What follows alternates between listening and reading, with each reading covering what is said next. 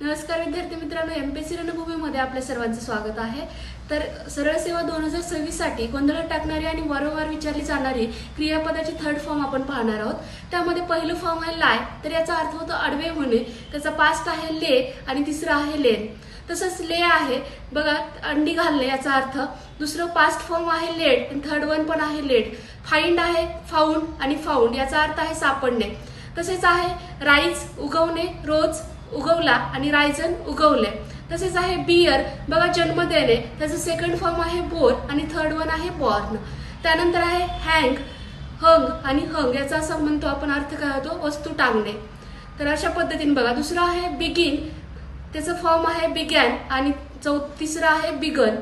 Bite bit बिटन, blow blue blown, blow म्हणजे काय, फुंकणे। तर अशा पद्धतीच्या नवनवीन व्हिडिओसाठी आपल्या चॅनलला सबस्क्राईब करायला विसरू नका।